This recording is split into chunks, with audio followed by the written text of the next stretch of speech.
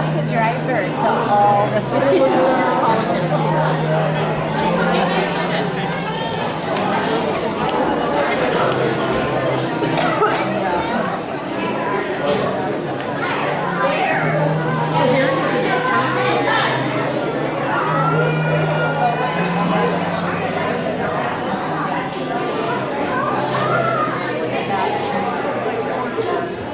just the gym, yeah.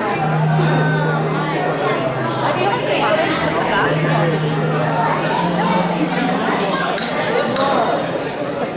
What did you say? Welcome, everyone.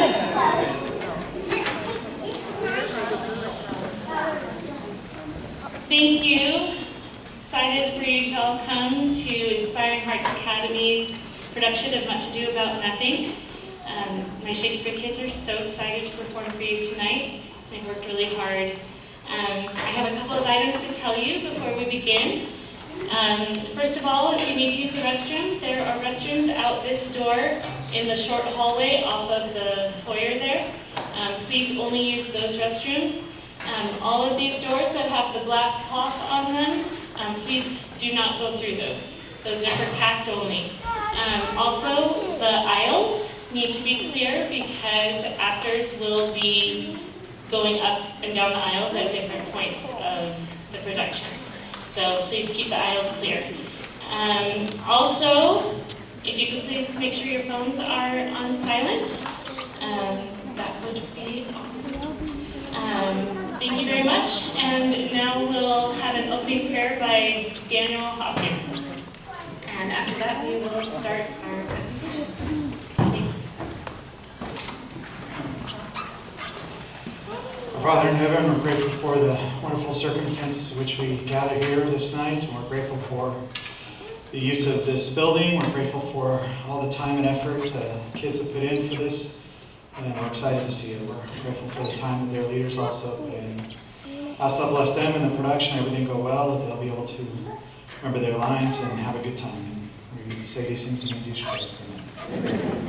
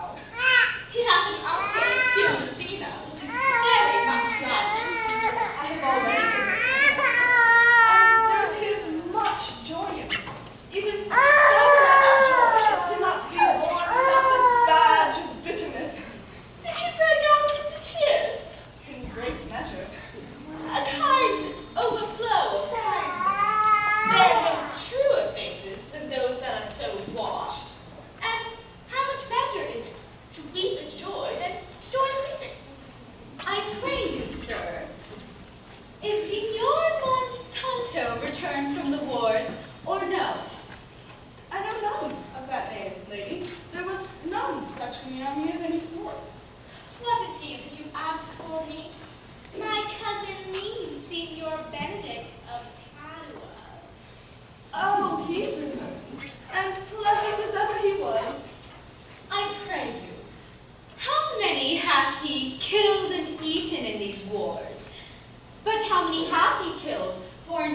I promised to eat all of his killing. Hey, please, you tax Signor Benedict too much. But he'll be meat with you, I doubt not. He hath done a good service, lady, in the wars, and a good soldier, too. And a good soldier to a lady. But what is he to a lord? A lord to a lord, a man to a man, stuffed with all honorable virtues. It is so indeed. He is no less than a stuffed man. But as for the stuffing, well, we are all mortal. You must not so mistake my niece. There is a kind of merry war between Signor Benedict and her. They never meet, but there's a skirmish of wit between them. Oh, lass, he gets nothing by that. But who's his companion now? For he hath every month a new sworn brother. He is most in the company of right noble Claudia. Oh, Lord, you will hang upon him like a disease. God help the noble Claudio. If he have caught the Benedict, it will cost him 1,000 pounds ere he be cured. I will look for it. Do, good friend. Don Pedro's approach!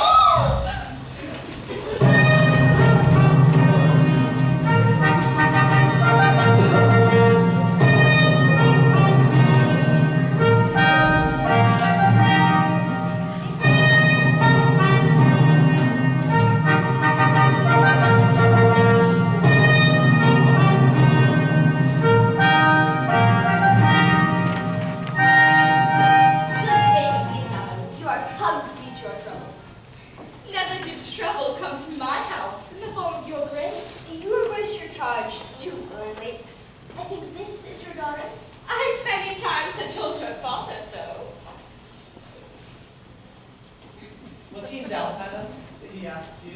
Signor Benedict! No! If Signor Leonardo be not her father, he would not have his head on her shoulders for all to see them. As like him as she is. I wonder, Signor Benedict, that you will still be talking. Nobody marks you. What, my dear Lady Disdain? Are you yet living? Is it possible that Disdain should die when she has such meat food defeated as Signor Benedict? Courtesy herself must convert to disdain when you come in her presence. Then is courtesy a turncoat, for it is certain I am loved of all ladies, only you excepted. And I would I could find it in my heart that I have not a hard heart, for truly I love none. A dear happiness to women!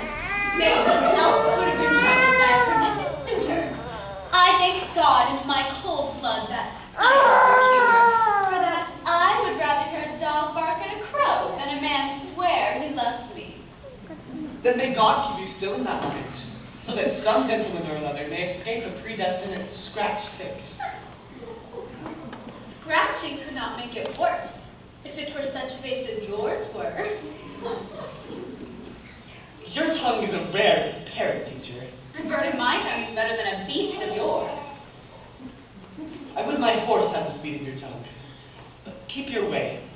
God's name, I have done. You always end in a jade's trick. I know you of old. That is the sum of all, Lady Leonardo. Signor Claudio to Signor Benedict. My dear Nat hath invited you all.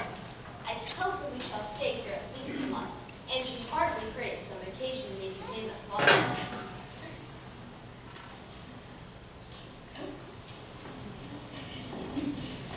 I bid you welcome, my lady. I thank you. I am not of many words, but I thank you. Please, it's your grace. Lead on. We will go together.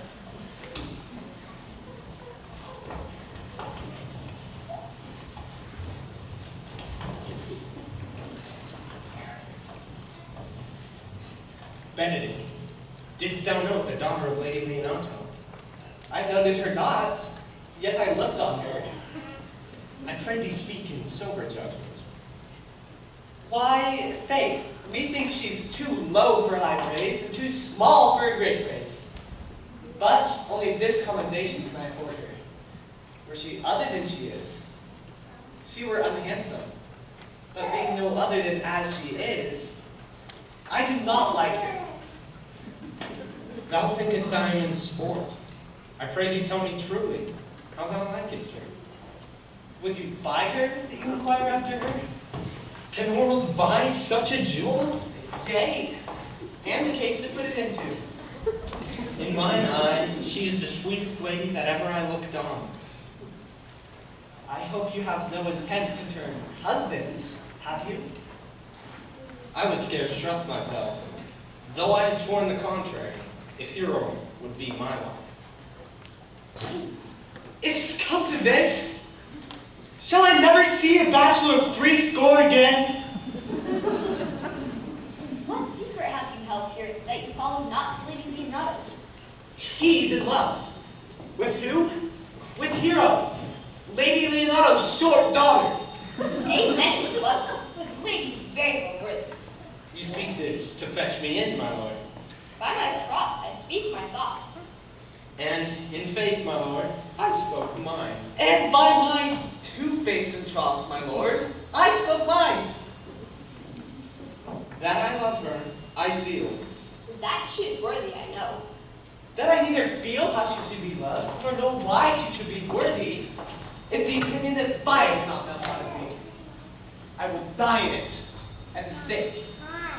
Thou wast ever an obstinate heretic in the despite of beauty. That a woman conceived me, I thank her. That she brought me up, I likewise give her most humble things. But all women shall pardon me.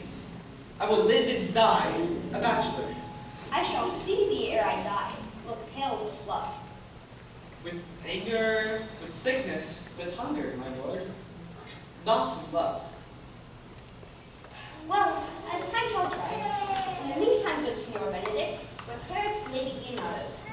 Commend me to her, and tell her I will not fail her at supper, for indeed she hath made great preparation.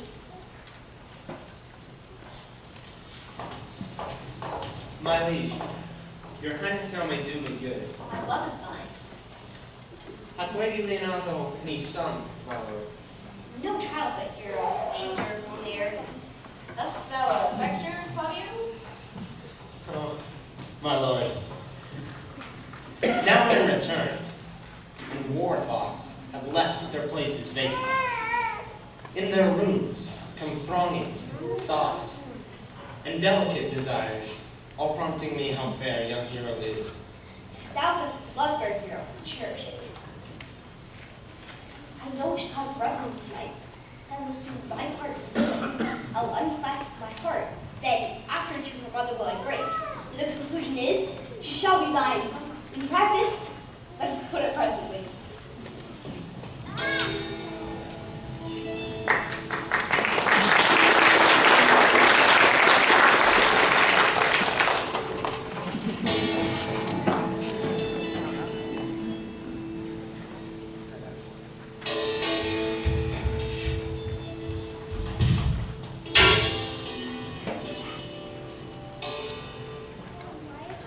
My lady, why are you thus out of measure sad? There is no measure in the occasion that breeds. Therefore, the sadness is on the limit. You should hear reason. And when I heard it, with less than reason. It's not a present remedy. At least patient sufferance. I cannot hide what I am. I must be sad when I pause and smile at no man's death. Sleep when I eat when I have stomach and wait for no man's leisure. Sleep when I am drowsy and tend on no man's business. Laugh when I am merry and claw no man in his humor. Yea, but you must not make the full show of this till you may do it without controlment. You have of late stood out against your brother, and he hath taken you newly into his grace. It is needful that you frame the season for your own harvest.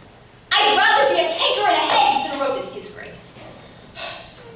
And though I cannot be said to be an honest, flattering woman, it cannot be denied that I'm a plain, dealing villain.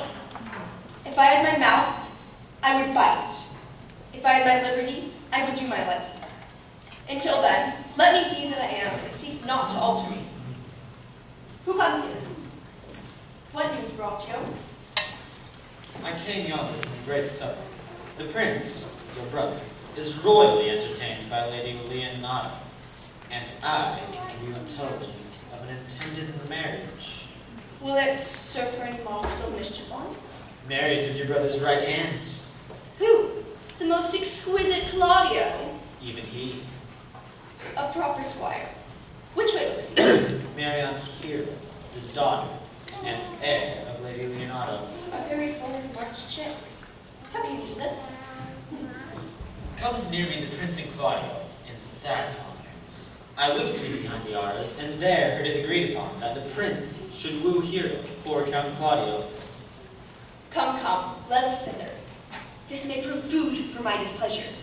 We're both sure and will assist me. To the death, my lady. We'll follow your ladyship.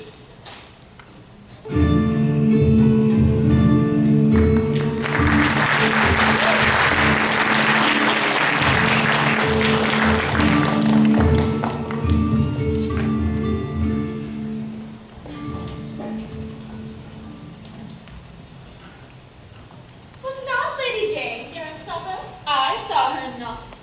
How sour and tartly that lady looks. I can never see her, but I am heartburned an hour after. She is of a very melancholy disposition. By my troth, niece, thou wilt never get thee a husband. Thou art so shrewd with thy tongue. Just if God send me no husband, for the which blessing I am upon my knees every morning and evening. Lord, I could not endure a husband with a beard on his face. I would rather lie in the woolen. You may light on a husband that hath no beard. And what am I to do with him? Dress him in my apparel and make him my waiting gentlewoman? He that hath a beard is more than a youth, and he that hath no beard is less than a man. And he that is more than a youth is not for me. And he that is less than a man, I am not for him. Well, niece, I trust you will be wooed by your mother. Yes, faith. It is my cousin's duty to make curtsies and say, Mother, as it please you. Yet, for all that, cousin, let it be a handsome fellow, or else make another curtsy and say, Mother, as it please me. Well, niece, I hope to see you one day fitted with a husband, not till God make man out of some other metal than earth. Daughter, remember what I told you. If the prince would solicit you of that kind, you know your answer. The revelers are entering, sister. Make a group.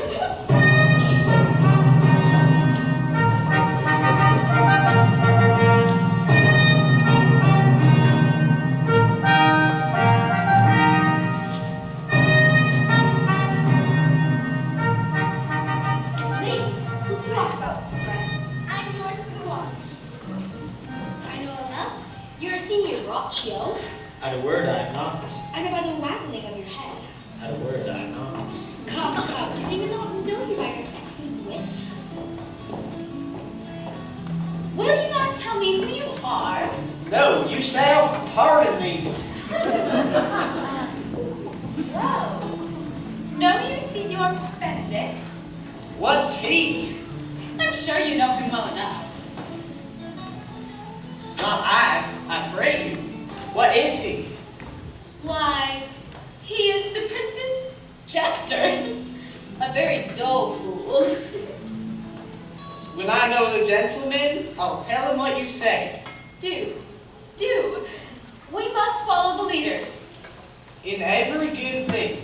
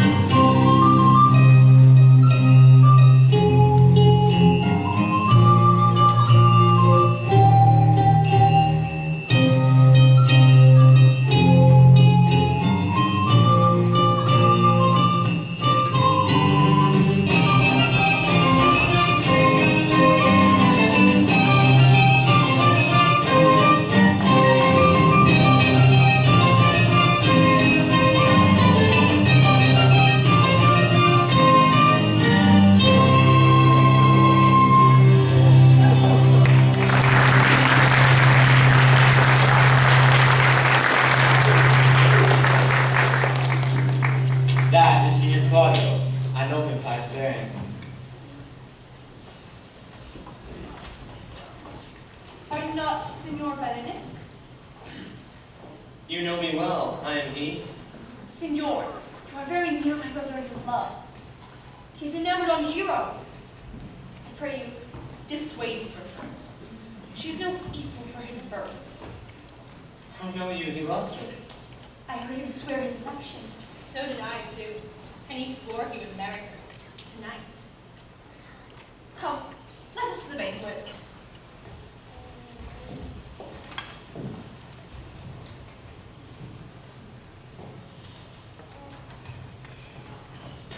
Thus answer I, in the name of Benedict. But hear these ill news with the ears of Claudio. 'Tis certain so, the prince woos for himself. Friendship is constant in all other things, save in the office and the affairs of love. Farewell, therefore, hero. Count Claudio, Yea, the same. come. Will you go with me? Whither? Even to the next willow, County. About your own business. But the prince hath got your hero. I wish him joy of her. What?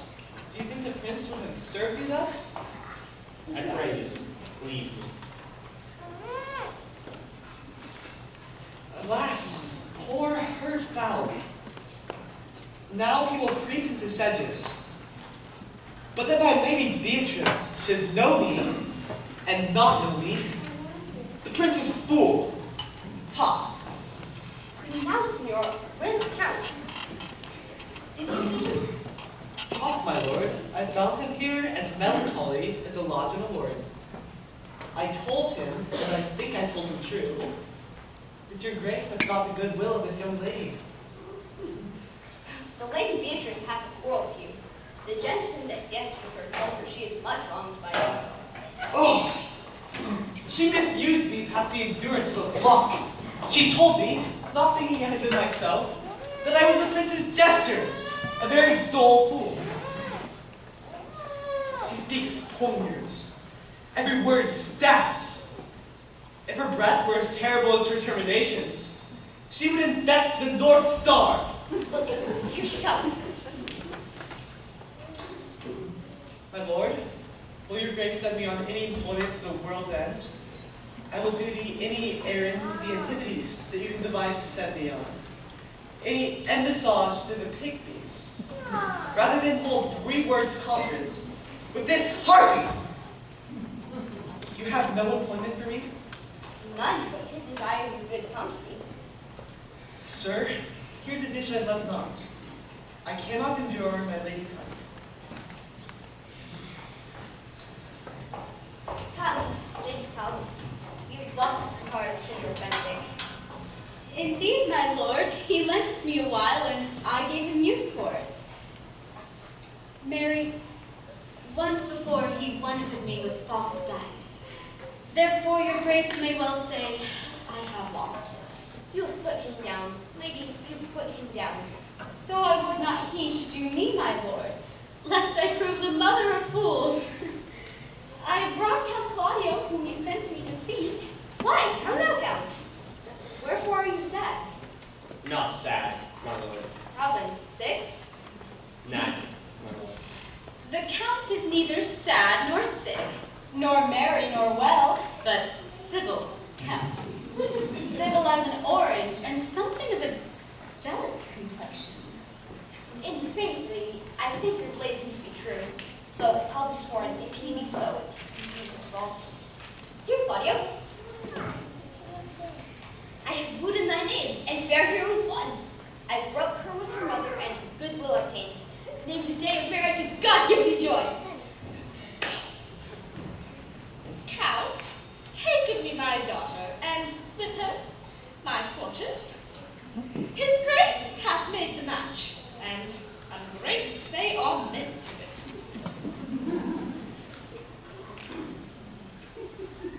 Speak, Count, 'tis your cue.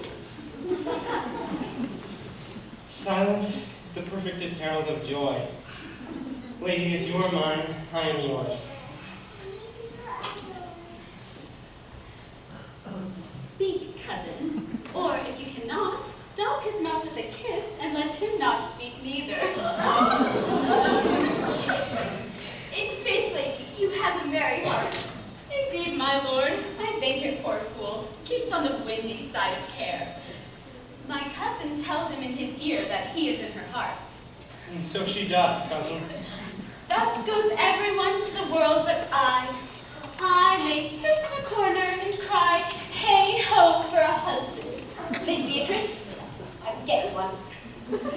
I beseech your grace, pardon me. I was born to speak all mirth and no matter. Cousins, God give thee joy. By my troth, a pleasant-spirited lady. She cannot endure to hear tell of a husband. Oh, by no means. She knocks all her wooers out of suit. She were an excellent wife for Benedict.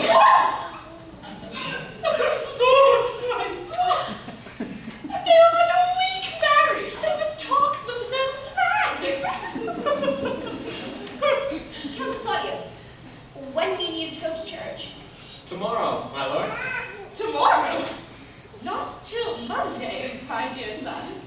Which is just 7 night. And a time too brief, too, to have all things answer my mind. I warn thee, Claudio, time shall not go delivered by us. I will in the interim undertake one of Hercules' labors, which is to bring Signor Benedict and the Lady Beatrice into a mountain of affection one together.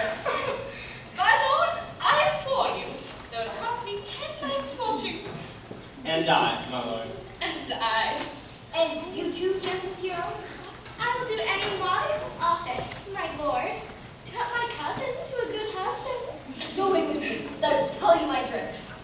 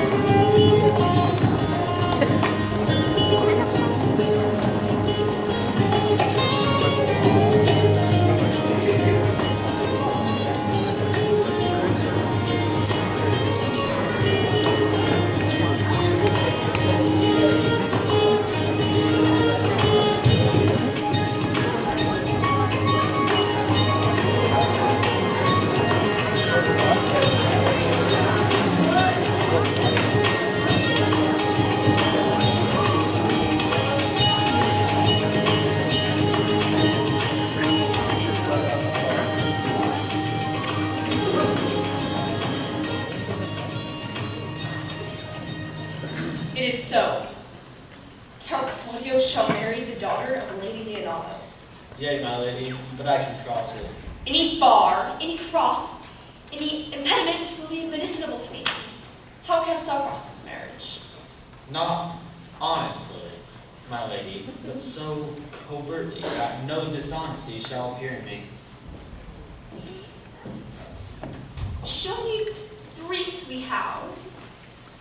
I think I told your ladyship a year since how much I am in the favor of Margaret, the waiting gentlewoman to hero. I remember. I can, at any unseasonable instant of the night, appoint her to look out at her lady's chamber window. What proof shall we make of that? Proof enough to misuse the prince, to vex Claudio, to undo hero, and to kill Lady Leonardo. To spite them, I will endeavor anything. Go then, find me how to draw down Pedro and the prince, alone. Tell them that hero loves me, that you have discovered this. They will scarcely believe this without trial. So let them see me at her chamber window, hear me call Margaret here, and bring them to see this, the very night before the intended wedding. And there shall appear such seeming truth of hero's disloyalty, that jealousy shall become assurance, and all the preparation overthrown. Row this to win first issue it can. I will put it to practice. Be cunning in the working of this, and thy fee is 1,000 ducats.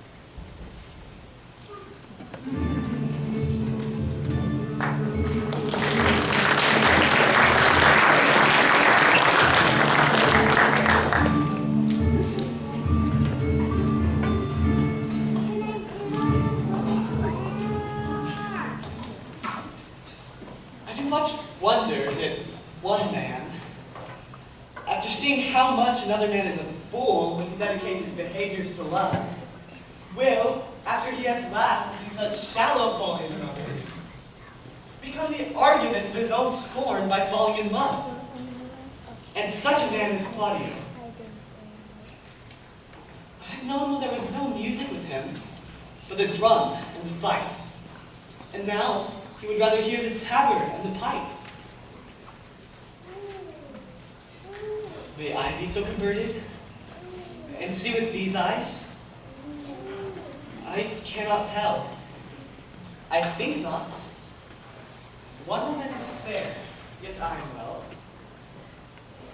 Another virtuous, yet I am well. Another wise, yet I am well. For until all graces be in one woman shall not come in my grace. Ha! The princess will soon live. I'll hide in the arbor. How still the evening is. See if Benedict had hid himself. Oh, very well, not afraid. Come in, good lady Leonardo. What was it you told me today that your niece Beatrice was in love with Signor Benedict? I did never think that lady would have loved any man. No, nor I neither. But how wonderful that she should so dote on Signor Benedict, whom she hath in all outward behaviors seemed to ever abhor. Maybe she doth but counterfeit. Faith, like enough. Counterfeit! There was never counterfeit of passion that came so near the life of passion as she discovers it. Why? What effects of passion shows she? Bait the hook well, this fish will bite. What effects, my lord? You heard my daughter tell you how. She did, indeed. How pray you?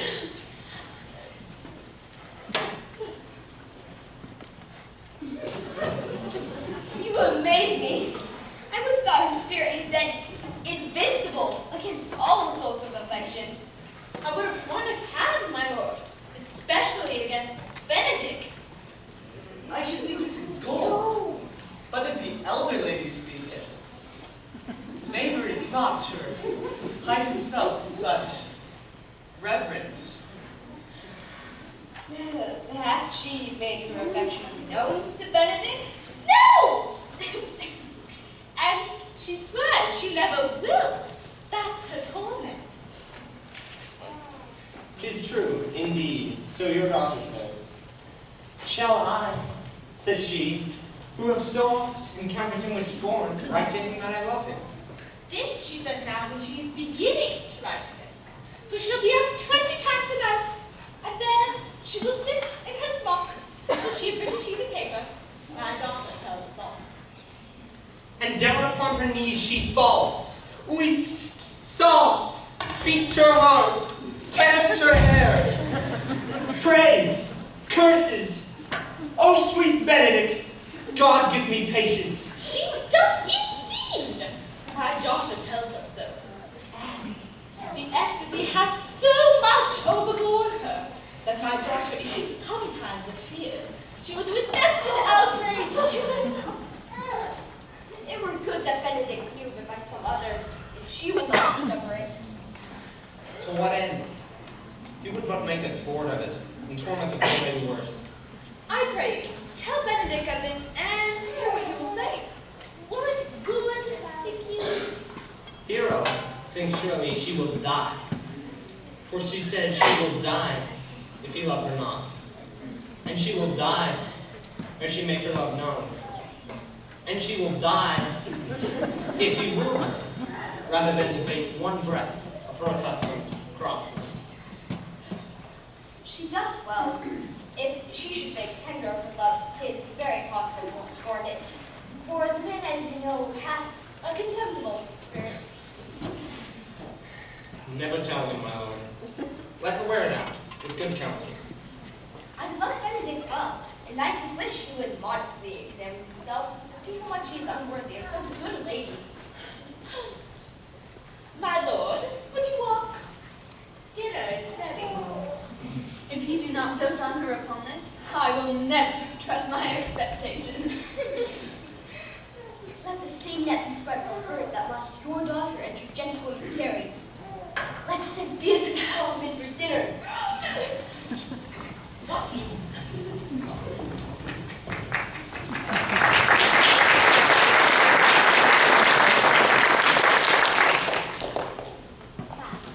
This can be no trick. Their confidence was sadly born. They have the truth of this from Hero. Love me? Why? It must be requited. I hear how I am censured. They say that I will bear myself proudly if I could receive blood come from her. They say, too, that she will rather die than give any sign of affection. I did never think to marry. They say the lady is fair. 'Tis a truth. I can bear them witness. And virtuous.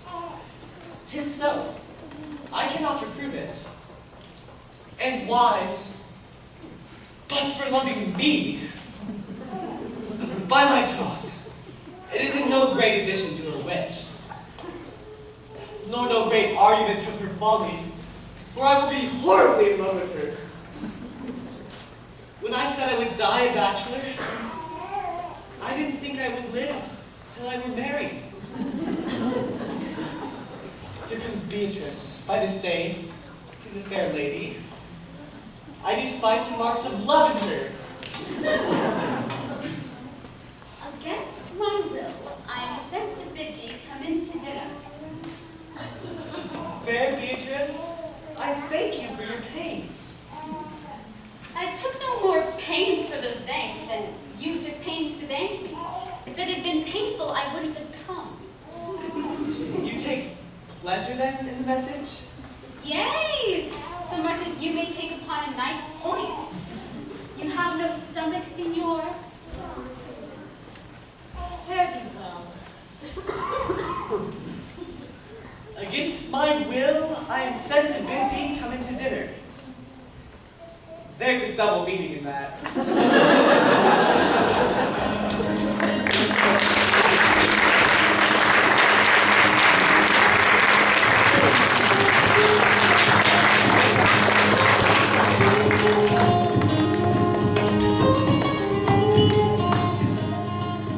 Now, Margaret, Ursula, when Beatrice doth come, our talk must only be of Benedict. When I do name him, let it be by heart to praise him more than ever man did merit. My talk to thee must be how Benedict is sick in love with Beatrice. But are you sure that Benedict loves Beatrice so entirely? So says the prince and my new true lord. And did they bid you tell her of it, madam? Oh, they didn't entreat me to acquaint her of it, but I persuaded them, if they loved Benedict, to counsel him to wrestle with affection, and never to let Beatrice know it. Why did you so?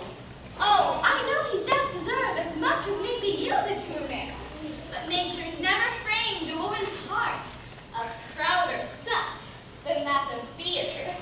Sure, I think so. And therefore, certainly, it were not good. She knew his love, lest she make a sport at it. But who dare tell her so? If I should speak, she would mock me to air. Oh, she would laugh me out of myself, press me to death with wit. Therefore, let Benedict, like covered fire, consume away in sighs, waste inwardly. Yet, tell her of it. See what she will say. No, rather, I will go to Benedict and counsel him to fight against his passion. Oh, do not do your cousin such wrong. She cannot be so much without true judgment, having so swift and excellent a wit as she is prized to have.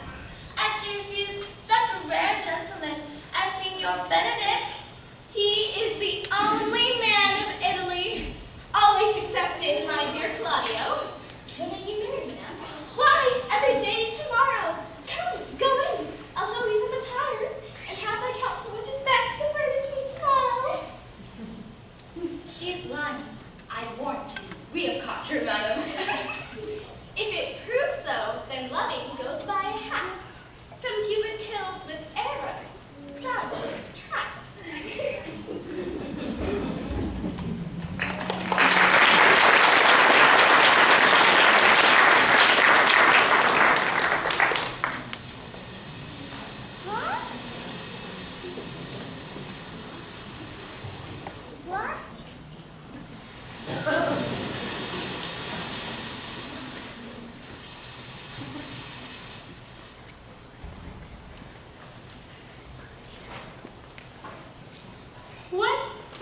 whispers in mine ears. Can this be true? Stand I condemned for pride and scorn so much? Contempt, farewell, and maiden pride, adieu. No glory lives behind the back of such. And Benedict, love on! I will requite thee, taming my wild heart to thy loving hand. If thou dost love, my kindness shall entice thee to bind up our loves in a holy band. For others say thou dost deserve, and I believe it. Better than reportingly.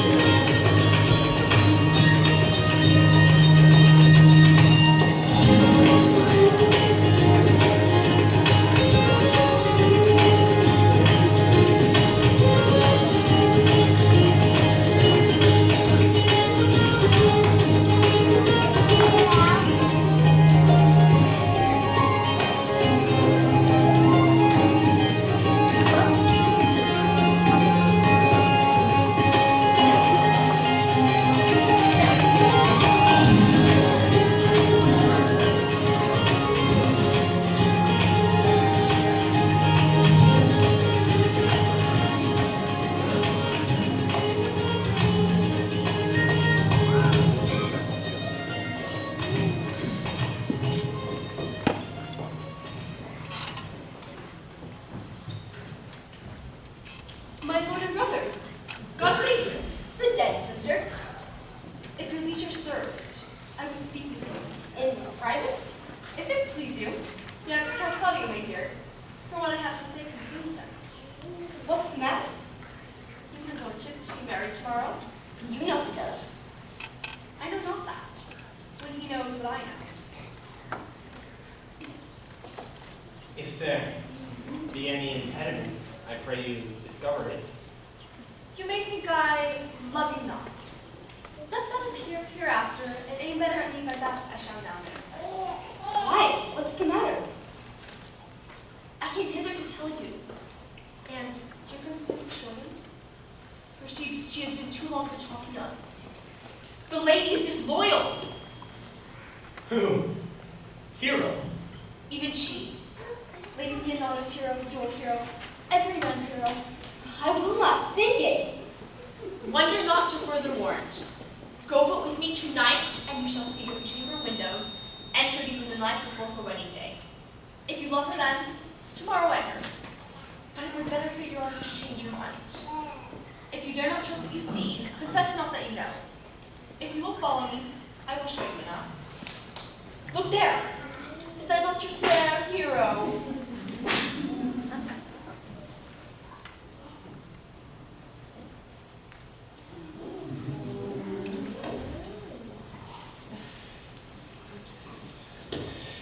Hero! I shall not marry her tomorrow in the congregation, where I should wed. There will I shame her. And as I would for thee to obtain her, I will join thee to disgrace her.